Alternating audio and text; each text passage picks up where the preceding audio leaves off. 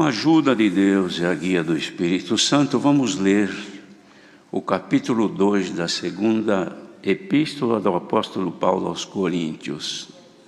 Segunda aos Coríntios, capítulo 2.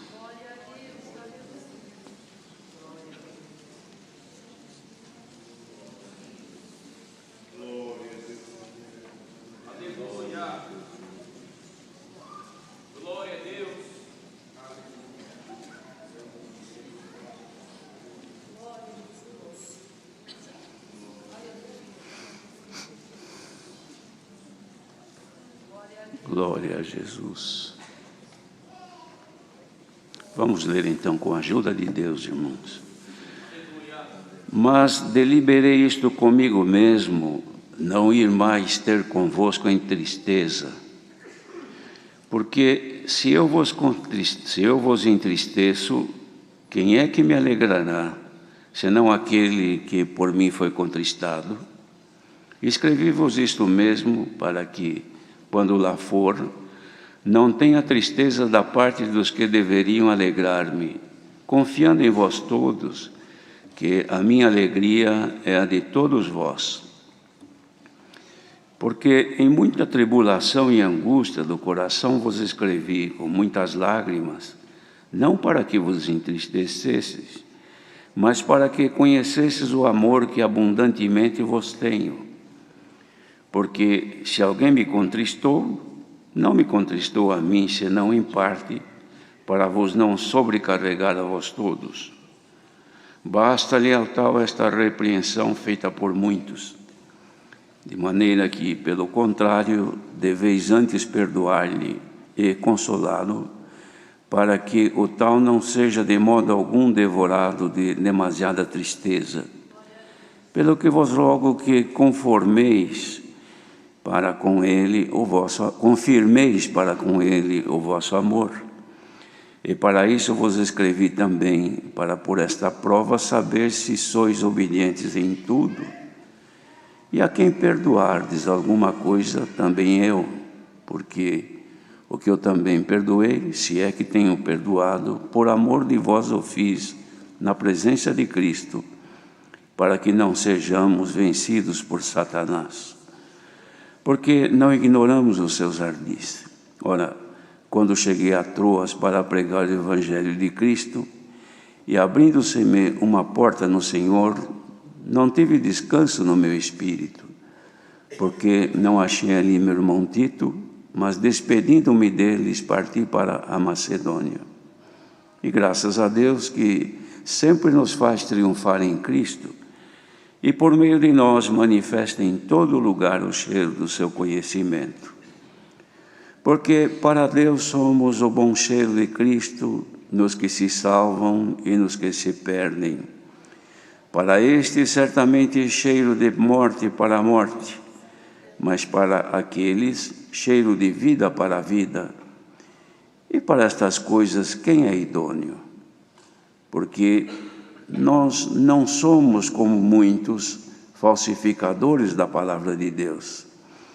Antes falamos de Cristo com sinceridade, como de Deus na presença de Deus. Amém.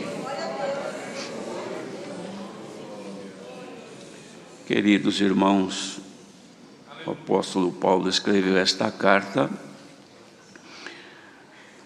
justificando uma decisão que havia tomado, tinha deliberado consigo mesmo, de não ir naqueles momentos ou naquele tempo em que ele estava vivendo a Corinto, porque ele aguardava uma oportunidade quando o Senhor completasse a obra que ele esperava, para poder ir estar com aqueles irmãos, levando consigo a alegria de poder encontrá-los depois que ele, então, isto porque ele havia prometido ou imaginado de ir a Corinto, mas depois ele, por necessidade, teve que ir antes, irmãos, a outro lugar.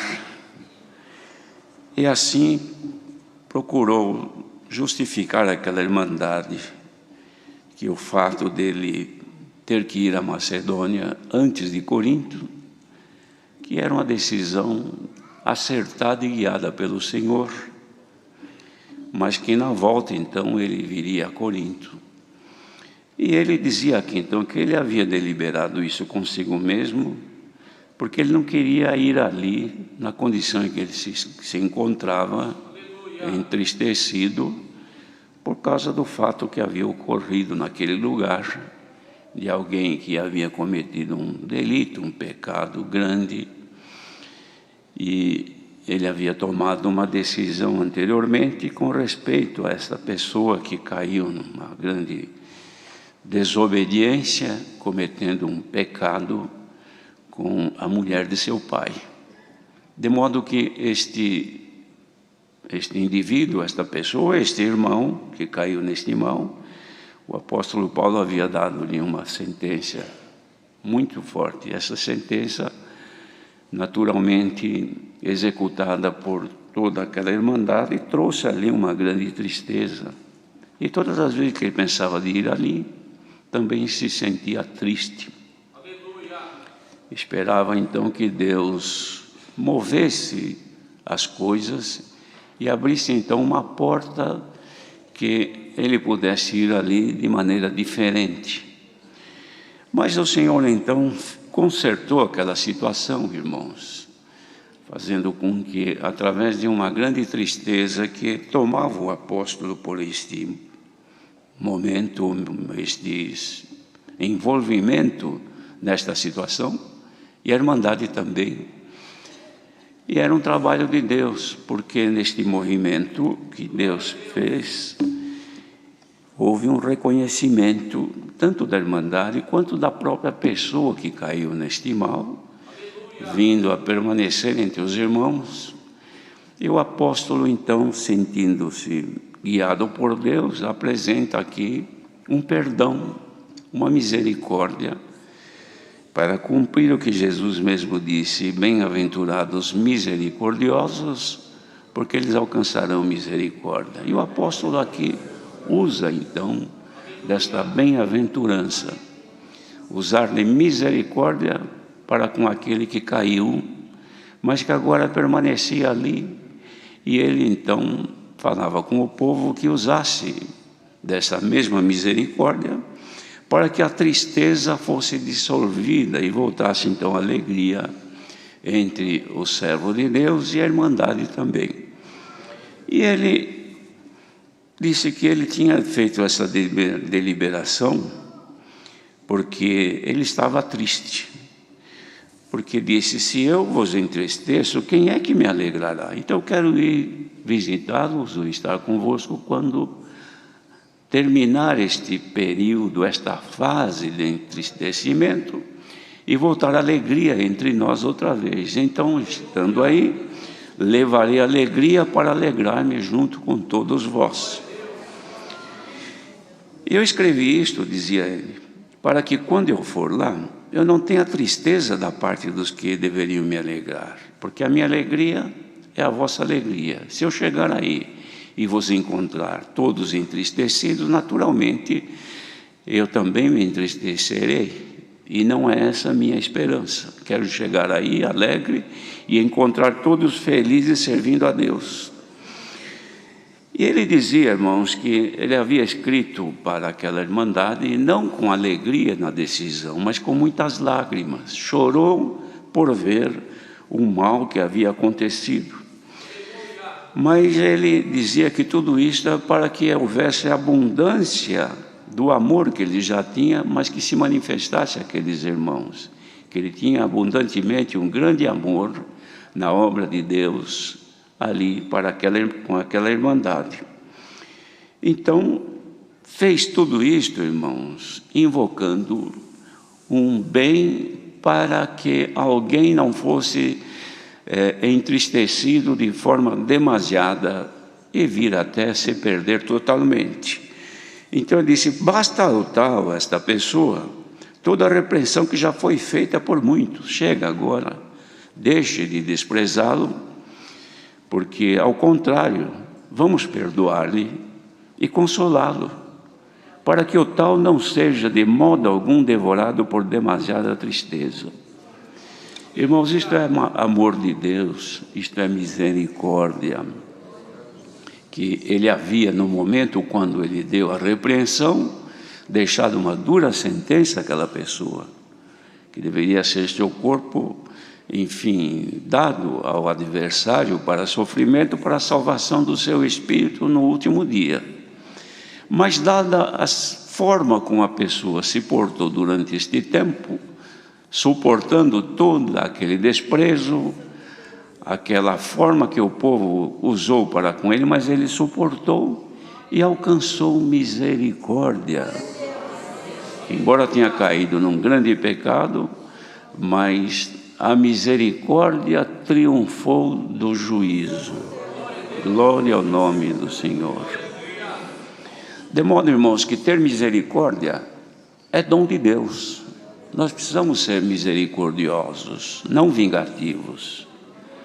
Porque existem momentos que nós, na força da nossa razão e direito, pensamos em juízo, pensamos em pena, em penalizar alguém por algum fato, alguma ocorrência que houve.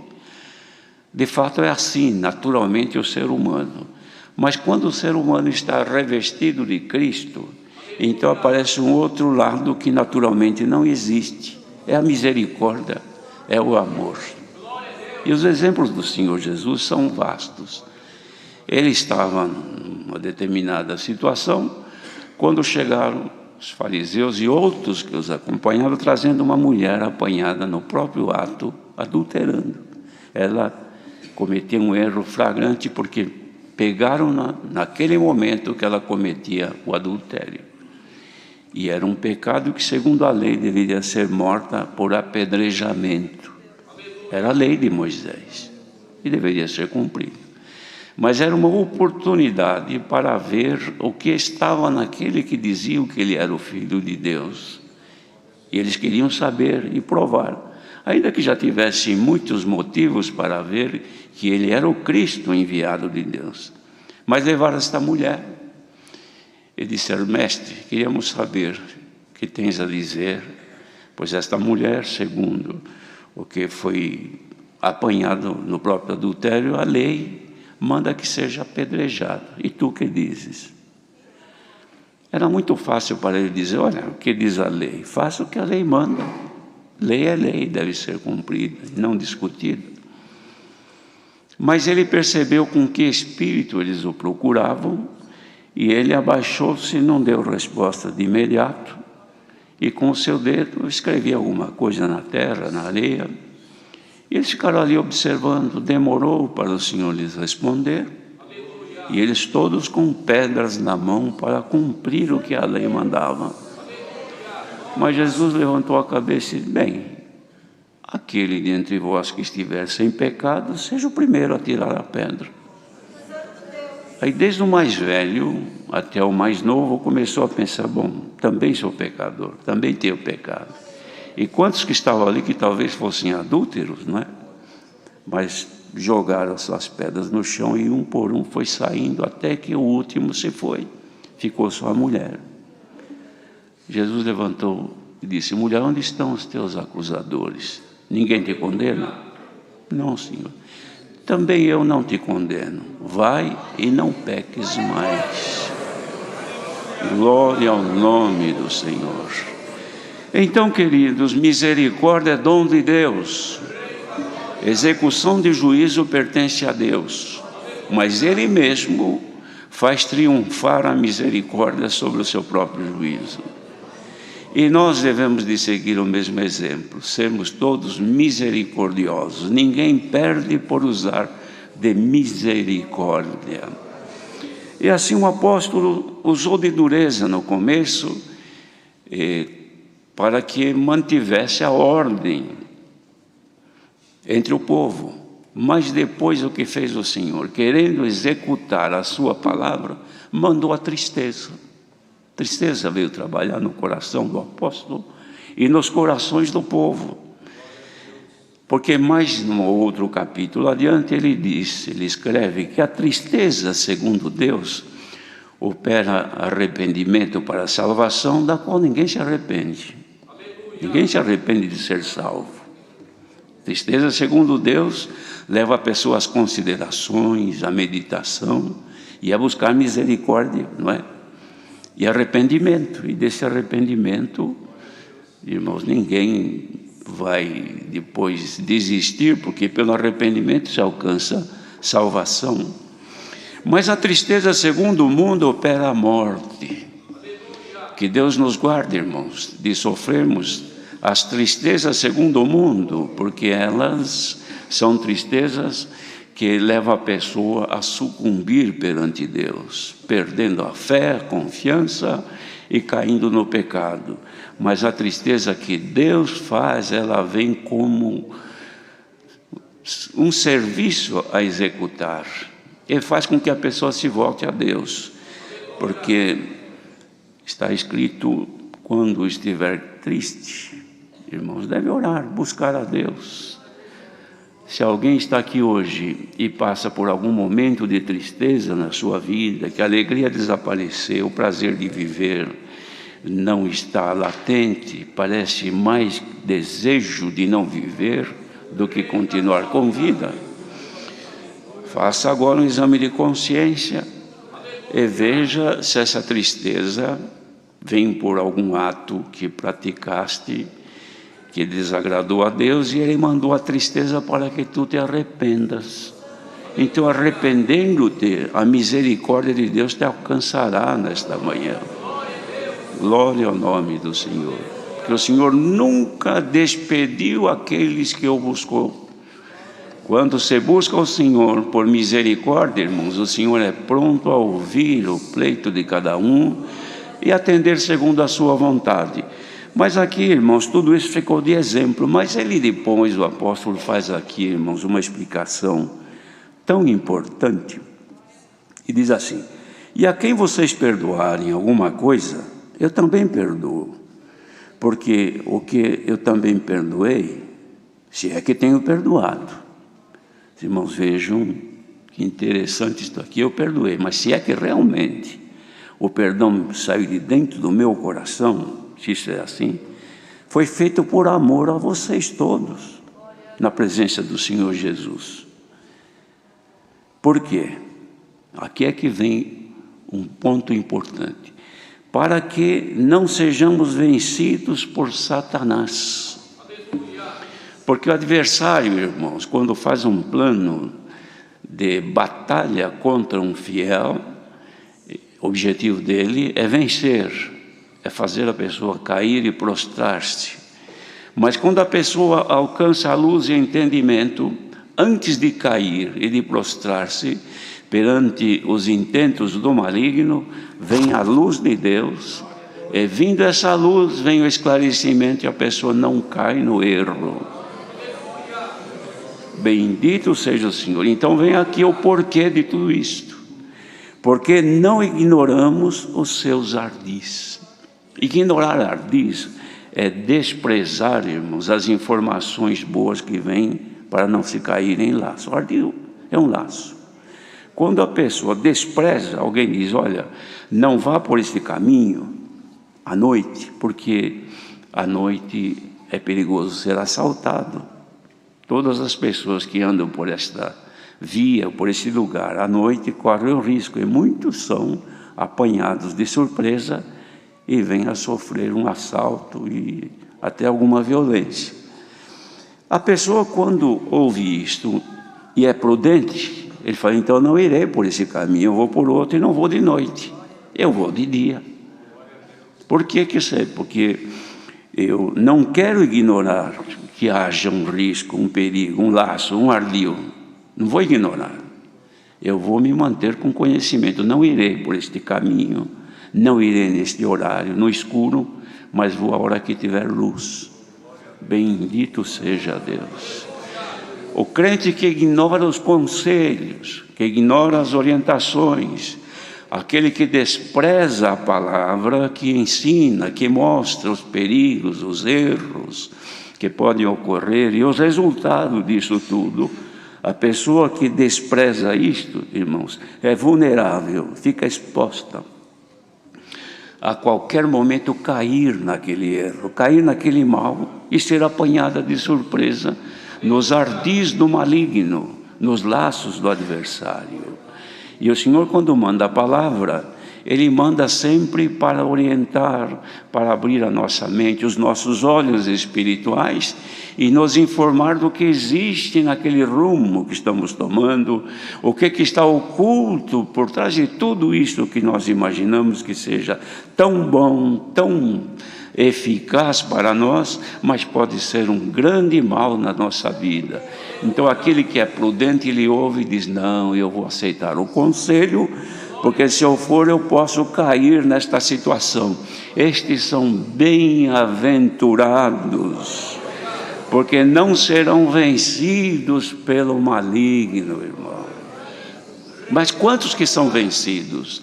Vencidos pelos seus sentimentos, vencidos pelas suas paixões, vencidos pela inveja, vencidos pelo ciúme, vencidos pelo engano, vencidos pelas concupiscências que fervem no sangue da pessoa, e ela não resiste e cai imprudentemente no laço do adversário. Mas quem observar a palavra de Deus e guardá-la, não cairá no laço do adversário. Bendito seja o Senhor. Olha, irmãos, que Deus deu este conselho a Paulo para ensinar os irmãos de Corinto, porque ele via claramente que diante de tudo isso havia um ardil, um laço para apanhar aquela irmandade, entrar em confusão, em contenda, em dissensões, e a virtude de Deus e a comunhão com Deus desaparecer. Isso acontece às vezes numa casa de oração, numa cidade acontece isto, quando o povo imprudentemente deixa-se levar por sentimentos de tantos males que sucedem, irmãos, que se semeiam no meio do povo de Deus, contendas, maldades, falatórios e tantas coisas, e isto faz com que o adversário vençam as pessoas, são vencidas pelo inimigo, entregando-se depois às concupiscências, cria-se o ódio, cria-se a separação, afasta a presença de Deus, a revelação da palavra já não vem claramente,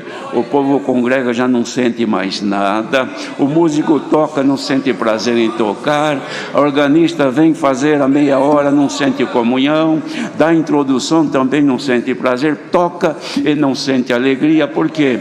Porque o ardil do inimigo foi oculto e o povo caiu naquela fraqueza. Mas Deus manda a palavra, irmãos, é para despertar os que dormem.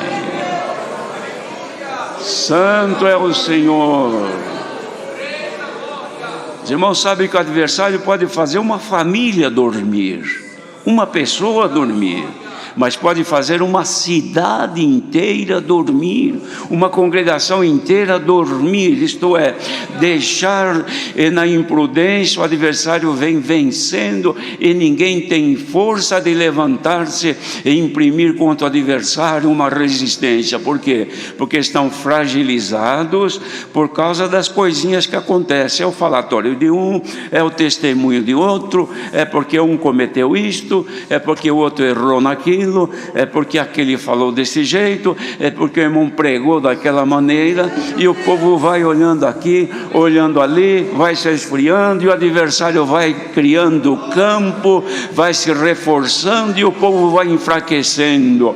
Bem-aventurado quem ouvir esta palavra nesta manhã, levantar a cabeça e dizer: até aqui o inimigo me venceu, mas hoje não vou desprezar mais, eu vou ficar atento. Todo o laço do adversário, eu quero saber onde está o perigo, e quero me desviar dele. Quem tiver esta intenção, receba por esta boa vontade força para servir a Deus.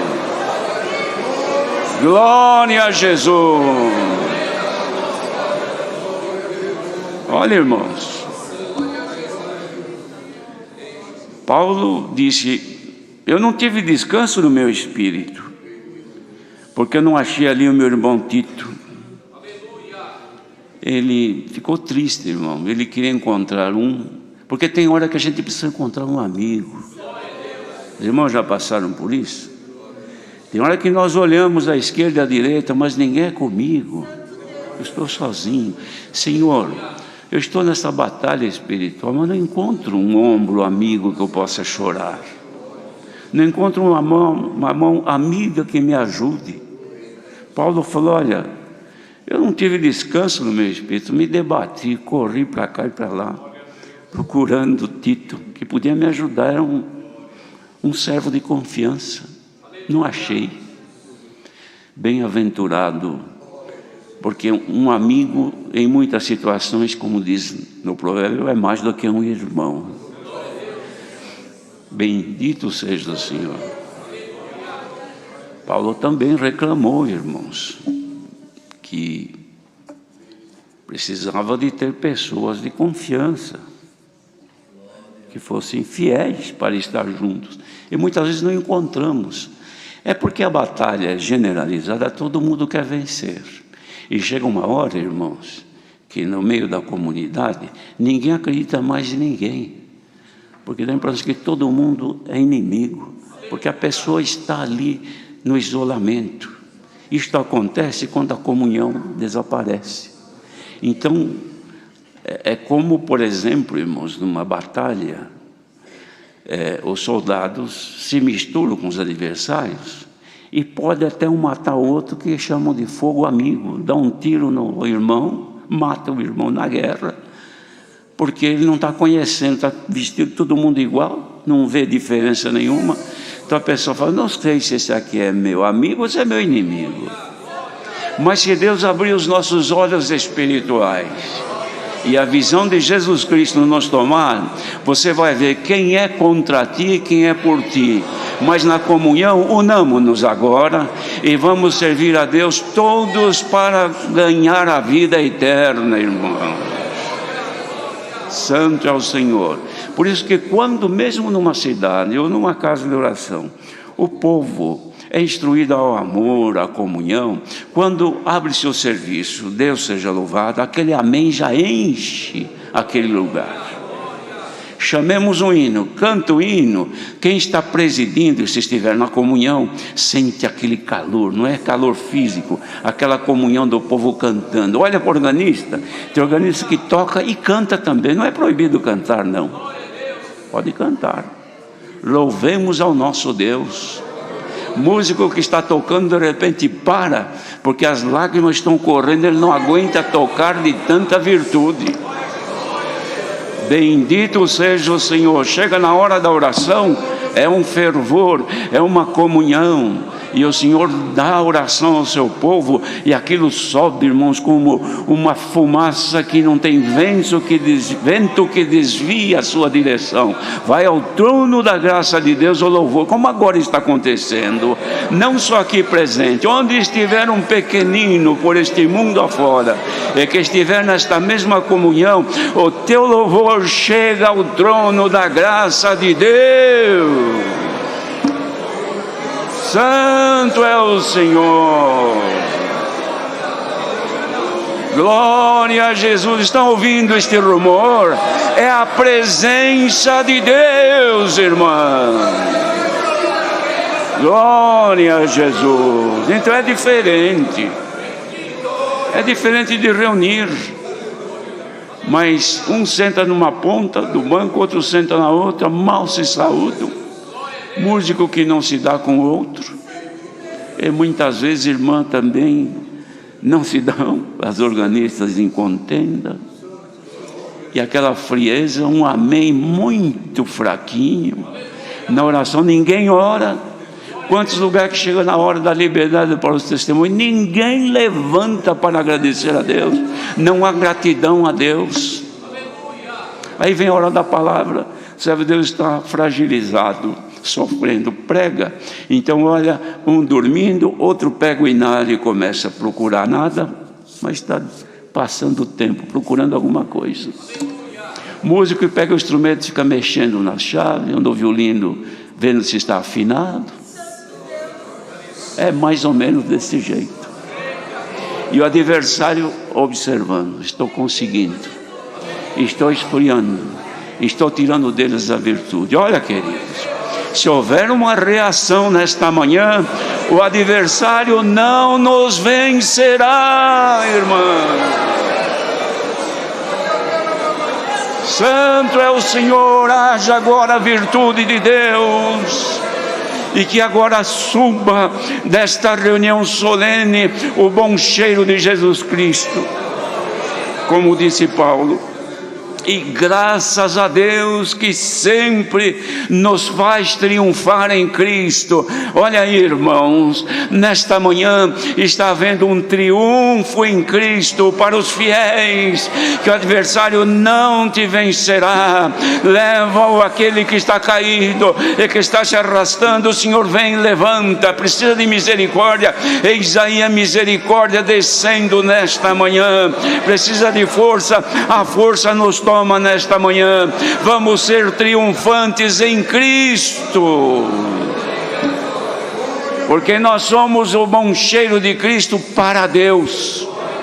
Porque muitos mostram o bom cheiro de Cristo no amigo, naquele que não sabe o que ele pensa, porque ele fala bem, ele conta muitas histórias, ele conta muito testemunho, mas perante Deus ele não tem bom cheiro, porque não é fiel, não é sincero, ocultamente comete muita sorte de males e pensa que Deus não sabe. Paulo dizia: o bom cheiro de Cristo é de Cristo para Deus, porque Deus conhece o coração. Quem é que tem o bom cheiro agora e que é capaz de dizer: Senhor, olha o meu coração, eu te amo, Senhor, aceita o meu louvor? Deus recebe o teu louvor.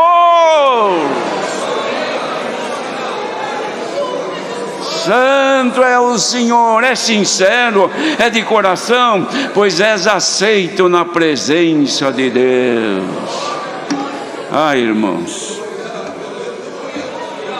o Senhor está contente com os fiéis nesta manhã.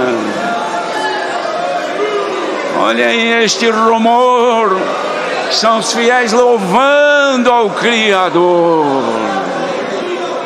Deus seja louvado.